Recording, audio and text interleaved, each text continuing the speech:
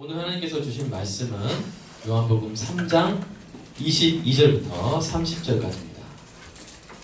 요한복음 3장 22절부터 30절까지입니다. 우리 교독해 보도록 하겠습니다. 그 후에 예수께서 제자들과 유대 땅으로 가서 거기 함께 유하시며 세례를 베푸시더라. 요한은 가까운 데서 세례를 베푸니 거기 물이 많으니라. 그러므로 사람들이 와서 세례를 받더라. 요한이 아직 옥에 갇히지 아니하였더라.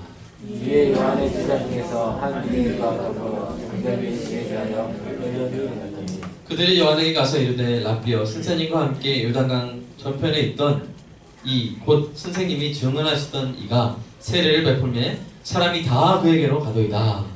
요한이 대답하여 이르되 만일 하늘에서 주신 바 아니면 사람이 아무것도 받을 수 없느니라. 내가 말한 바 나는 그리스도가 아니요 그의 앞에 보내심을 받은 자라고 한 것을 증언할 자는 너희니라. 술을 취하는 자는 신랑이나 서서 신랑의 음성을 듣는 친구가 기쁘게 말하니 나는 이러한 기쁨으로 충만하였더라. 그는 흥하여야 하겠고 나는 쇠하여야 하리라 아니라. 아멘. 네, 제가 깜빡했는데 오늘 우리 귀한 또 안경 목사님과 사모님 찾아주셨습니다. 감사의 박수 한번 하겠습니다. 앞에서 격려해 주시니까 정말 큰 힘이 됩니다. 네, 기도하고 말씀 시작하겠습니다. 주님 사랑합니다. 오늘 또 주님 말씀 붙들고 이것으로 우리 양식을 삼습니다. 하나님, 우리의 영이 이기려면 육을 굶기고 영을 먹여야 되는데 주중에 육을 너무 많이 먹였습니다. 하나님, 오늘 영을 먹이고 육을 굶기게 하시고 그래서 영적 승리할 수 있는 힘을 얻게 하여 주시옵소서.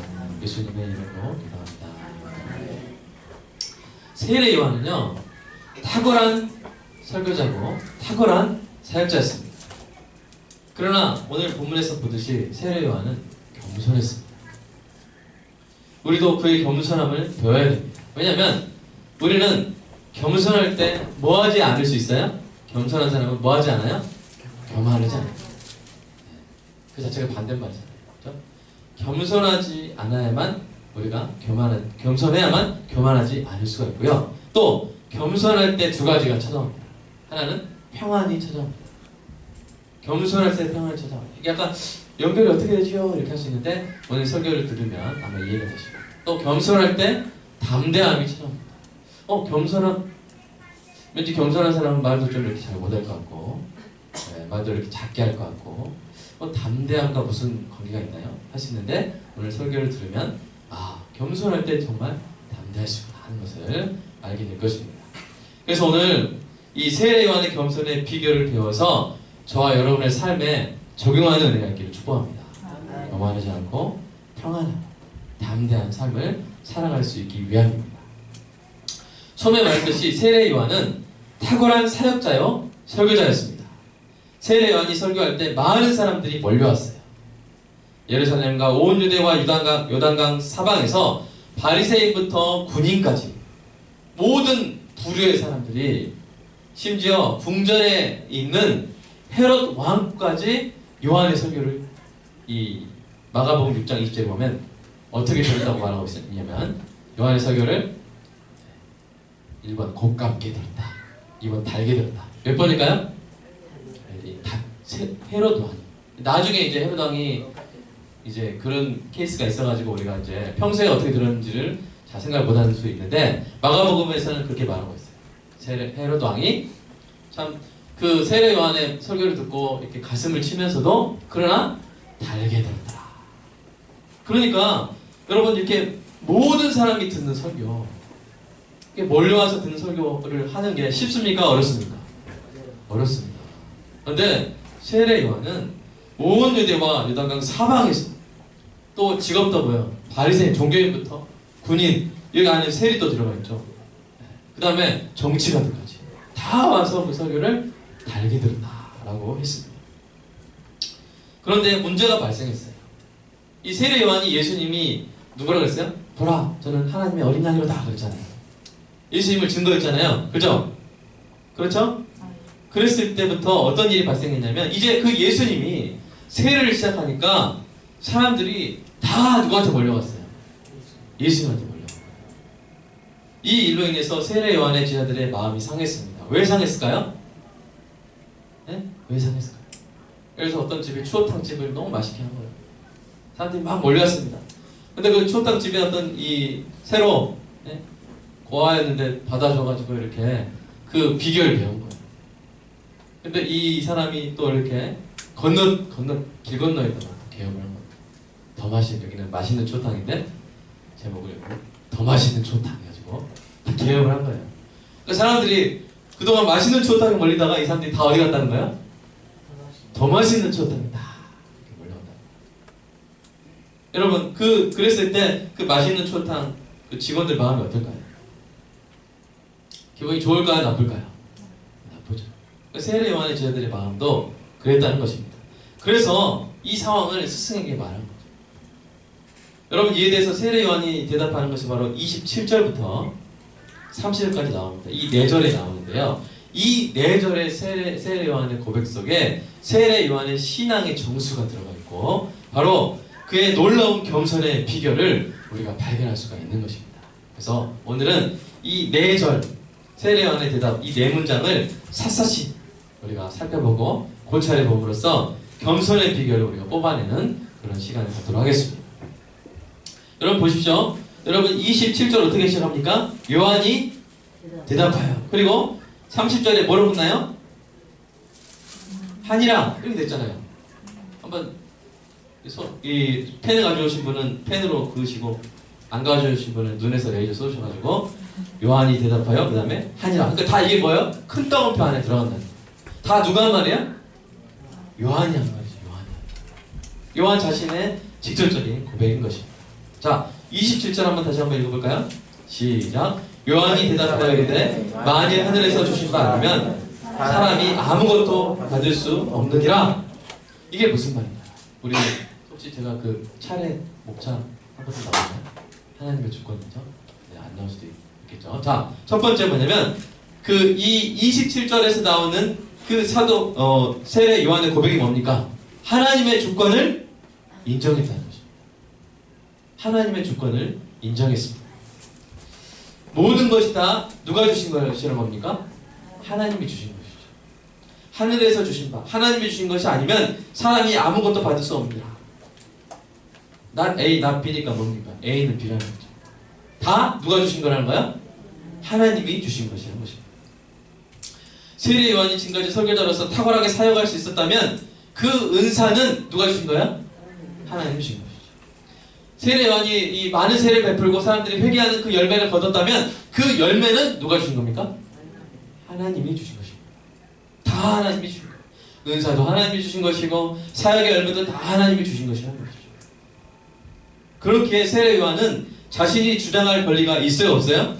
없습니다. 지금까지는 하나님이 많은 사람들을 세례 요한에게 보내주셨어요. 지금까지는 세례 요한에게 은사도 주셨고 열매도 주셨습니다. 그러나 이제는 하나님이 그 많은 사람들을 누구한테 보내주세요? 예수님한테 보내주세요. 이 상황에 대해서 세례 요한 자신은 아무런 섭섭할 것이나 주장할 것이 있다는 거예요? 없다는 거예요? 없다는 거예요. 이것이 바로 하나님의 주권을 인정하는 사람의 고백입니다. 예수님도 하나님의 주권을 인정하셨죠? 우리 말씀 한번 읽어볼까요? 시작. 그때 대답하여 이르시되 천지의 주대이신 아버지여 이것을 지혜롭고 슬기 있는 자들에게는 숨기시고 어린 아이에게는 나타내심을 감사합니다. 옳소이다. 이렇게 된 것이 아버지의 뜻입니다. 어떤 사람은 하나님 나라의 비밀을 깨닫고요. 어떤 사람은 하나님 나라의 비밀을 깨닫지 못하는 거예요. 근데 보니까 깨닫는 사람은 똑똑해서 깨닫는 게 아니고 못 깨닫는 사람은 미련해서 못 깨닫는 게 아니라는 거예요. 보니까 어린아이 같은 자라 할지라도 깨닫는 자가 있고 지혜롭고 슬기 있는 자 같은 사람이라 할지라도 모르는 사람이 있다는 거예요. 그러니까 결국 이게 다 하나님이 주신 것이고 하나님의 뜻대로 주어진 것이라는 예수님의 말씀인 것입니다. 사도 바울도 고린도전서에서 고린도 교회 성도들에게 이렇게 말합니다. 시작. 누가 너를 남달리 구별하느냐? 내게 있는 것 중에 받지 아니한 것이 무엇이냐? 내가 받았은즉 어찌하여 받지 아니한 것 같이 자랑하느냐? 여러분 우리가 다 받은 것은 다 뭐예요? 하나님이 주신 것입니다. 우리 자매들 가운데 하나님께 미모 받으신 분은 하나님께 받았다고 고백하시기를 축복합니다. 왜 아멘 안 하세요? 수영이 아멘 해야지. 지사님 아멘 하셔야죠. 권사님 아멘 하셔야죠. 우리 나에게 있는 미움을 다 하나님이 주신 겁니다. 아멘. 우리 형제님들, 여러분에게 있는 그 능력은 다 하나님이 주신 줄로 믿습니다. 우리 능력 있는 형제들은 다 아멘 하는 것이죠. 하나님이 다 주신 것입니다. 은사도 사역의 결과도 다 하나님이 주신 것이고요. 우리 물질도 다 하나님이 주신 것입니다. 또 주고 안 주고는 하나님의 뜻에 달려 있습니다. 그러니까 내가 오늘 누리고 있는 것을 내가 자랑할 권리가 있어요, 없어요? 없는 것이죠. 내가 오늘 누리고 있는 것을 내일 또 누려야 된다고 요구할 권리도 있어요, 없어요? 없습니다. 내가 오늘 누리고 있는 것을 내일 다른 사람이 누린다고 해서 안 돼! 그건 안 돼! 내 거야! 라고 주장할 권리도 있어요, 없어요? 없습니다. 사실 이렇게 여러분 잘 대답해 주시지만 이거를 삶에서 인정하기라는 쉬워요, 어려워요? 엄청 어려운 일이죠. 연예인들이 그래서 힘듭니다. 오늘 내가 인기를 누리잖아요. 근데 그 인기가 계속 갑니까? 다른 사람들 가죠. 요새는 정말 그래도 빠른 것 같아요. 가수들 같은 거 보면 인기가 뭐 한 달, 몇 주 만으로 퍽 바뀌죠. 새로운 아이돌 스타가 나오고 그러면 이전에 나에게 있던 인기가 다 사라지고 새로운 사람이 와요. 그럴 때 허탈감을 느끼고 분노를 느끼고 상실감을 느끼죠. 그러나 그것은 이 세례 요한의 신앙의 관점에서 봤을 때는 권리가 없는 것입니다. 오늘 내가 누리고 있는 것이 있다면 그것은 다 하나님의 주권적인 은혜인 줄로 믿습니다. 내일 우리가 어떤 것을 누리게 될지 아니면 잃게 될지 다 하나님의 뜻대로 될 줄로 믿습니다. 주시는 분도 하나님이시고 찾으시는 분도 하나님이시죠. 이것을 인정하는 은혜가 있기를 축복합니다. 이것을 인정할 때 우리가 겸손할 수밖에 없어요. 겸손을 나한테 지금 좀 땅이 있다고 떵떵거릴 수 있어요? 없어요?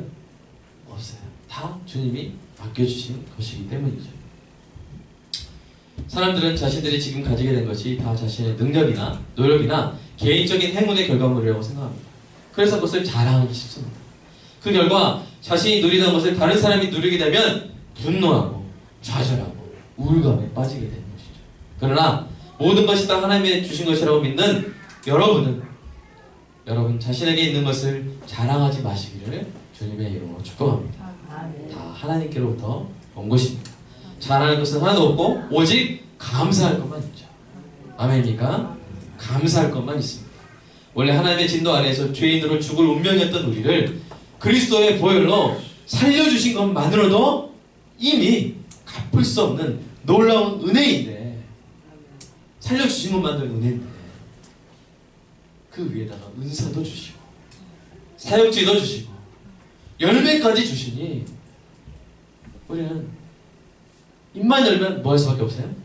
감사할 수밖에 없는 것이죠. 그 은혜가 만극할 뿐인 것입니다. 그러므로 오늘 말씀을 들은 여러분은, 저와 여러분은 하나님이 우리에게 오늘 누리게 하시는 그 어떤 은사나 재물이나 선한 것들에 대해서 주장하거나 자랑하지 않는 은혜가 있기를 축복합니다. 그러면 언제나 자족할 수 있어요. 언제나. 또 언제나 평안할 수 있습니다. 겸손할 수 있습니다. 왜 그렇습니까? 오늘 내게 하나님이 주시는 것은 변할지라도 나의 부족함 없는 목자 되신 하나님은 언제나 내 곁에 계시기 때문에, 다시 말씀드리겠습니다. 오늘 내게 있는 뭐가 있는지, 어떤 내가 뭘 누리는지 하는 것은 달라질 수 있다는 거예요. 하나님의 뜻입니다. 그러나 우리를 언제나 부족함 없이 채우시는 목자 되신 하나님이 우리를 떠날 일은 있어요, 없어요? 없습니다. 우리가 뭐가 필요한지 아세요? 우리의 성장을 위해서 때로는 있기도 하시고 때로는 없기도 하시고, 그런 것들은 변할 수 있어요. 우리의 계좌에 돈은 변할 수 있어요. 그러나 모든 것을 다 가지신 하나님, 그리고 우리를 그 무엇보다 사랑하시는 하나님은 항상 우리 곁에 계십니다. 그러니까 겸손한 사람이 결국 뭐 할 수 있는 것입니까? 평안할 수도 있는 것입니다. 이 겸손한 자의 평안이 여러분에게 있기를 축복합니다. 자, 두 번째 28절에 나온 이 세례 요한의 고백을 한번 읽어보도록 하겠습니다. 시작. 내가 말한 바 나는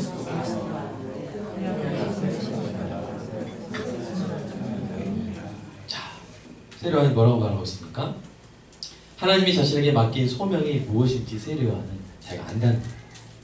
세례 요한은 자신의 역할을 스스로 정하는 사람이 아닙니다. 세례 요한은 하나님이 결정하신 자신의 역할과 소명에 충성하고 그것에 순종하는 사람이라는 거예요. 여러분, 세례 요한의 역할이 무엇입니까? 요한복음 1장 8절에 이미 소개됐죠? 한번 읽어볼까요? 시작. 그는 이 빛이 아니요 이 빛에 대하여 증언하러 오더라. 자기는 세례 요한은 빛이 아닙니다. 세례 요한은 빛에 대해서 증언하러 온 자입니다. 그동안 세례 요한은 이 오실 빛에 대해서 열심히 증언했습니다. 그런데 그 빛이 마침내 오신 거예요. 그러면 여러분, 세례 요한이 더 이상 주목을 받을 필요가 있습니까? 없습니까? 없어요. 여러분, 반장이 옛날에 우리 어렸을 때 선생님 오신다 하면서 이렇게 교탁에 두드리고, 야 선생님 오셔, 들어가 앉아. 그럴 필요가 있죠? 안 그러면 걸리겠죠, 떠들다가. 그러나 오시면, 선생님 오셨는데 반장이 계속 교탁에 버티고 있으면 돼요, 안 돼요? 선생님, 내가 다시 나가야 되나? 이렇게 하지 않겠습니까? 여러분, 연극에서 어떤 배우가 무대 위에서 자신의 이 배역이 끝났음에도 불구하고 계속 무대 위에서 막 얼쩡거리고 서성거리고 이렇게 하고 있고, 이러면 어떤 일이 벌어지겠습니까? 훌륭한 배우는 각본에 충실한 배우입니다. 멋진 배우가 아니에요. 잘생긴 배우가 아니에요. 훌륭한 배우는 어떤 배우예요? 각본에 충실한 배우입니다. 자신에게 맡겨진 배역이 무엇인지 잘 알고 그 배역이 등장해야 할 때 등장하고 퇴장해야 할 때 퇴장을 해야 됩니다. 자신에게 맡겨진 배역 이상의 비중으로 자신을 너무나 높게 생각하거나 그 생각을 관철시키려고 무대를 점거해서는 안 됩니다. 사도 바울도 로마서에서 다음과 같이 기록했습니다. 함께 읽어보겠습니다. 시작. 내게 주신 은혜로 말미암아 너희 각 사람에게 말하노니 마땅히 생각할 그 이상의 생각을 품지 말고 오직 하나님께서 각 사람에게 나누신 믿음의 분량대로 지혜롭게 생각하라. 우리가 한 몸에 많은 주체를 가졌으나 모든 주체가 같은 기능을 가진 것이 아니니 이와 같이 우리 많은 사람이 그리스도 안에서 한 몸이 되어 서로 지체가 되었느니라. 우리 3절 계속 보여주시고요. 3절 로마서 12장 3절 계속 보여주시고요. 자, 우리는 우리에게 맡겨진 배역, 즉 소명에 대해서 항상 어떻게 생각하라고 말합니까? 믿음의 분량대로 지혜롭게 생각하라. 우리의 분량에 대해서, 우리의 소명에 대해서 지혜롭게 생각해요. 그래서 하나님이 주신 소명을 깨닫고 그에 합당하게 생각하고 그에 합당하게 순종하며 살아야 됩니다. 여러분, 하나님 나라의 큰 관점에서 봤을 때 여러분, 우리의 소명을 우리가 고르는 겁니까? 하나님이 고르시는 겁니까? 하나님. 종민이가 앞으로 뭘 할지 모르죠. 그렇죠? 그러나 하나님은 계획하고 계신 줄 믿습니다. 우리 석기도, 교원이도 하나님이 계획하고 계십니다. 앞으로 어떻게, 어떤 아름다운 일을 하게 될지 하나님이 다 준비하고 계시는 것이죠. 우리가 태어날 때 고른 거 아니에요. 태어날 때 이렇게 저는 의사 되겠습니다 하면서 태어난 아이 있습니까? 없습니다. 하나님이 다 골라놓으셨어요. 정해놓으셨어요. 그런데 우리가 살아가면서 그것을 어떻게 하는 거예요? 깨달아가는 거예요. 이 소명을 깨달아가는데 시간이 걸립니다. 성령의 주장하심으로 인해 우리는 우리 안에 있는 소원, 특별히 마음이 가는 영역이 있을 수 있고요. 삶에 일어나는 어떤 특별한 사건으로 인해서 그것을 해석함으로써 우리는 하나님이 우리에게 준 소명들을 깨달아가는 것이죠. 그 소명을 깨달았다면 그때부터는 어떻게 하면 됩니까? 순종하면서 살면 됩니다. 하나님의 소명에 순종하면서 살면 됩니다. 하나님이 주신 소명에 순종하며 사는 삶이 복된 사람인 줄 믿습니다. 여러분, 세례 요한이 순종하며 살았잖아요. 그렇죠? 너는 예수 그리스도의 오실 길을 예비하라. 근데 세례 요한이 그걸 팽개치고 아닙니다. 저는 제가 주인공인 삶을 살고 싶습니다 하면서 거절하고 뿌리치고 살았다면 우리는 그 사람이 누군지도 몰랐을 거예요. 그렇죠? 그러나 지금 세례 요한이 순종하며 살았기 때문에 영원히 천국에 그 이름이 빛나는 사람이 된 줄로 믿습니다. 행여 사랑하는 여러분, 그 소명의 종류나 자리가 초라해 보일 수 있습니다. 저와 여러분이 받은 소명 각자 다릅니다. 그 소명의 종류나 자리가 초라해 보일 수 있습니다. 각자의 기대나 욕심과 다를 수 있습니다. 또는 다른 사람의 소명이 너무 부러울 수 있어요. 그러나 부러워할 필요가 없습니다. 왜냐하면 그리스도인의 삶의 위대함은 그 맡은 소명의 종류에 달린 것이 아니기 때문입니다. 예를 들어서 목사의 삶의 위대함은 목사가 섬기는 교회의 위치나 크기에 달려있지 않습니다. 교회가 뉴욕에 있다고 해서 더 위대합니까? 광주에 있다고 해서 덜 위대합니까? 그래요 안 그래요? 교회가 크다 뭐 10만 명 교회라 해서 더 위대합니까? 10명 있는 교회라 해서 덜 위대합니까? 아니란 것이죠. 목사의 삶의 위대함은 위대하신 하나님과 동행한다는 사실에 있는 줄로 믿습니다. 위대하신 그리스도 안에 속해 있다는 사실 자체에 위대함이 있는 줄로 믿습니다. 목사를 포함한 모든 성도가 받은 소명의 종류나 위치는 다 하나님이 정하는 것입니다. 그 소명의 자리가 인간적인 관점에서 봤을 때 초라해 보인다고 해서 자신을 초라하게 생각할 필요가 있어요? 없어요?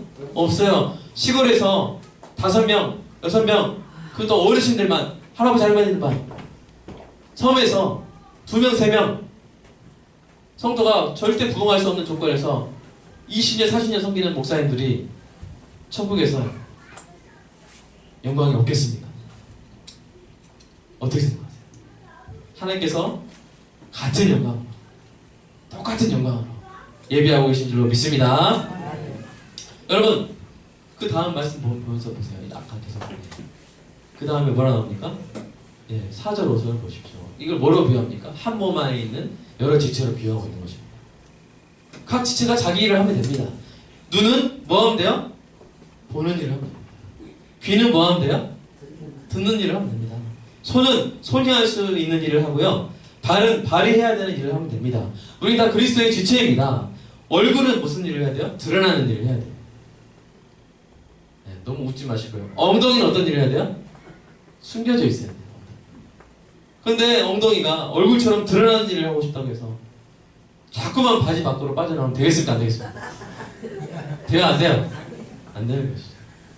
얼굴은 얼굴의 소명을 다하고 엉덩이는 자 하느님 자 주력교 어린이 엉덩이는 엉덩이의 소명을 다하면 되겠죠? 네. 엉덩이에 화장할 필요가 있어요? 없어요? 없어요. 사랑하는 여러분, 얼굴의 위대함이나 엉덩이의 위대함에 차이가 없습니다. 우리는 다 예수 그리스도의 한 몸인 줄로 믿습니다. 아멘입니까? 우리의 삶이 위대하다면 그것은 위대하신 그리스도의 지체이기 때문입니다. 아멘입니까? 위대하신 그리스도의 지체이기 때문입니다. 우리가 맡은 소명이 특별해서 우리가 위대해지는 게 아닙니다.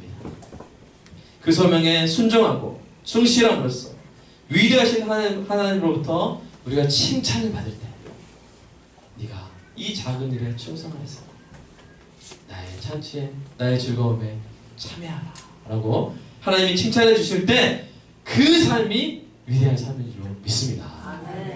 여러분 권사님들 지금 이제 나이도 드시고 혹시 몸이 연약하시다고 해서 난 이제 아휴 초라하다 이렇게 생각하실 필요가 있어요? 없어요? 없어요. 왜요? 권사님들 뭐 하실 수 있어요? 기도할 수 있어요. 여러분 하나님과 가깝게 계시면서 기도할 때 그 삶이 얼마나 위대한 삶입니까? 기도는 뭐라 그랬어요? 호흡이잖아요. 그죠? 그러니까 기도하시는 분들은 우리 몸으로 치면 어떤 우리 장기를 담당하고 계신 거예요? 폐를 담당하고 폐는 안 보이죠? 폐가 보이면 돼요? 안 돼요? 무섭죠? 폐가 보이면 폐는 드러나지 않고 이 안에서 열심히 숨 쉽니다. 그러나 보이지 않고 드러나지 않지만 여러분 폐처럼 중요한 기능한 장기가 있습니까? 없습니까? 없어요. 우리 권사님들 예수님의 폐처럼 계속해서 기도하시기를 주님의 이름으로 축복합니다. 위대한 하나님의 소명자라고 칭찬받게 될 줄로 믿습니다. 이 믿음이 있는 사람은 자신이 받은 소명으로 인해서 위축되거나 우쭐대지 않습니다. 열등감이나 우월감을 갖지 않습니다. 오직 겸손하게 하나님이 주신 소명을 은혜로 여기며 기쁨으로 섬길 뿐입니다. 그러므로 겸손한 사람은 또한 뭐 할 수 있는 거예요? 당당할 수 있는 거예요. 엉덩이도 당당할 수 있고요. 태도 당당할 수 있고요. 발도 당당할 수 있어요. 왜요? 얼굴만 당당하면 되겠어요? 안 되겠어요? 아니에요. 사랑하는 여러분, 우리가 위대하신 예수님의 한 몸이기 때문에 그 맡은 지체마다 기능을 다할 때 우리는 당당할 수 있는 줄로 믿습니다. 아멘. 사랑하는 여러분, 저와 여러분이 주님 뵙는 그날까지 하나님이 주신 소명을 은혜로 여기며 당당하게, 우아하게 계속 살아가는 은혜의 길을 주님의 이름으로 축복합니다. 자, 우리 29절 말씀 보겠습니다. 세 번째 고백 시작. 신부를 신랑이 자는 신랑이다. 서서 신랑의 연장을 듣는 친구가 크게 있다. 나는 이랑 기쁨으로 충만하여라. 아멘. 네. 사랑하는 여러분, 셋째로 세례 요한이 이 고백한 건 뭐냐면요, 세례 요한은 하나님이 맡기신 역할을 인정할 뿐만 아니라 그 역할을 기뻐했어요.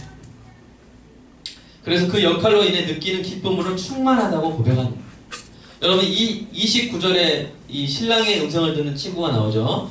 이 친구는 뭐냐면 이스라엘 전통 혼례에 등장하는 신랑의 친구, 즉 좀 발음이 어렵습니다. 한번 따라서 해보세요. 쇼시벤. 네, 쇼시벤이에요. 쇼시벤. 좀 어렵습니다. 이 쇼시벤, 이 신랑 친구는 어떤 역할을 하냐면요, 청첩장을 만들고 혼인잔치를 주관하는 역할을 합니다. 또한 신부의 방을 지키다가 안전하게 신랑에게 인도하는 역할을 하죠. 이 지키는 시간이 길어서 장시간 스성이다가 신부를 지키던 이 쇼시벤은 어둠 속에서 신랑의 목소리를 들으면 무척이나 기뻐했습니다. 세례 요한은 이 쇼시벤이 서서 신랑의 음성을 들을 때 크게 기뻐하는 것 같은 기쁨이 자신에게 충만하다고 고백한 거예요. 여기서 신랑은 누굴 말합니까? 그리스도를 말하죠. 신부는 누굴 말합니까? 하나님의 백성을 말합니다. 세례 요한은 지금까지 신랑이 오실 것을 증언했고 오랫동안 기다렸어요. 그런데 마침내 신랑이 온 거예요.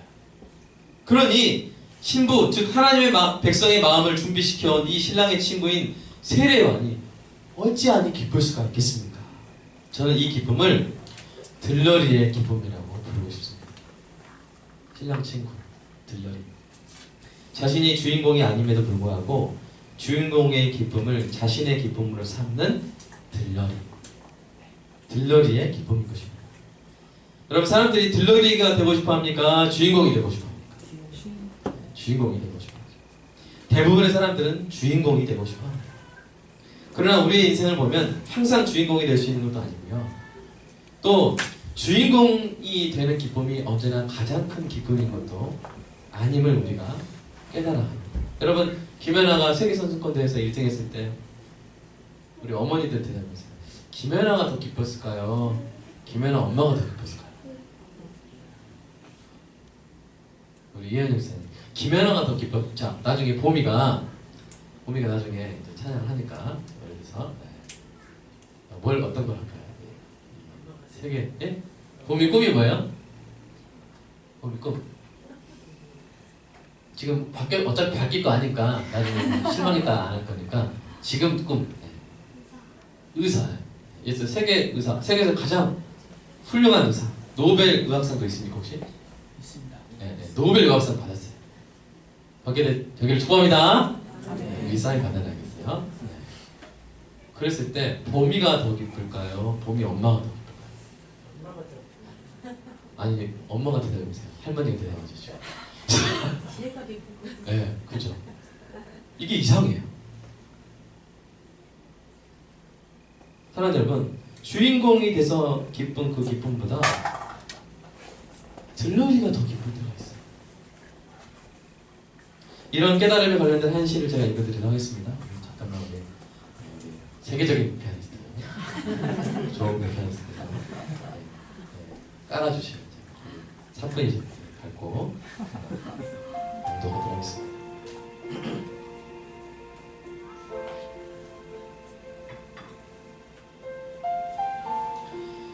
아름답게 살려거든 들러리가 되라. 예뻐도 예쁘게 꾸미지 말고 똑똑해도 똑똑함을 감추고 사는 향기롭게 살려거든 들러리가 되라. 그림자처럼 언제나 뒤에 서서 남을 돋보여주는 숨은 그림이 되라. 부모님도 너의 들러리였지 않느냐? 친구들도 너의 들러리였지 않느냐? 그리하여 세상은 아름다워지고 그리하여 우리는 행복해지느니 없어도 될 것 같은 들러리 가운데 자리에는 앉지도 못하고 사랑과 찬사를 받지도 못하지만 들러리 없이 사랑은 완성되지 않는다.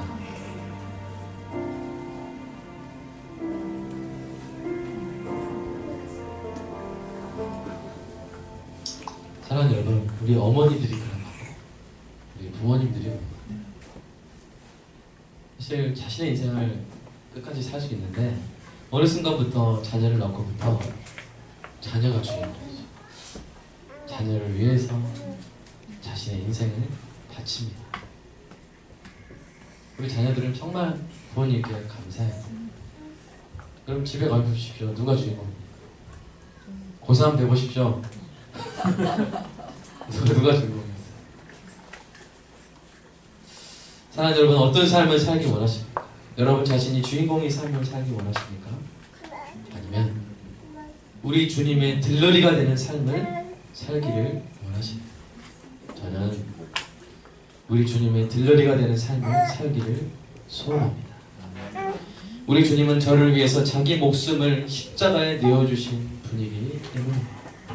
우리 주님은 저를 죽음의 바다에서 끌어올리기 위해서 스스로의 몸을 던져 그 몸으로 저를 죽음의 바다에서 건져주신 분이기 때문입니다. 저에게 영원한 생명을 선물하신 우리 주님의 들러리가 되는 삶을 살 수 있다는 것만으로 저는 행복합니다. 사랑하는 여러분은 어떻습니까? 여러분도 저와 같습니까? 위대한 인도 선교사였던 윌리엄 캐리가 죽어가면서 유언으로 남긴 말이 있습니다. 내가 죽거든 윌리엄 캐리에 대해서는 말하지 마십시오. 윌리엄 캐리의 구세주에 대해서 말하십시오. 나는 그리스도만 높아지기를 바랄 뿐입니다. 세례 요한도 윌리엄 캐리도 우리 주님의 들러리로 사는, 아니 그렇게 살 수 있는 영광과 기쁨이 무엇인지를 알았습니다. 모두가 주인공이 되려가는 교회는 온갖 시기와 질투와 비방과 싸움으로 가득 차게 될 것입니다. 그러나 모두가 들러리가 되고 싶어하는 교회는 단언컨대 세상에서 그리스도의 영광을 가장 아름답게 빛내는 교회가 될 줄로 믿습니다. 저는 우리 교회가 그렇게 될 줄로 믿습니다. 네 번째 마지막 사도 세례 요한의 고백을 읽어보겠습니다. 시작. 그는 흥하여야 하고 나는 쇠하여야 하리라. 마지막으로 세례 요한은 자기를 잊고 주님의 영광만을 바라보고 있음을 고백하고 있습니다. 사도 바울도 이런 고백을 해요. 빌립보서 1장 20절 한번 볼까요? 시작.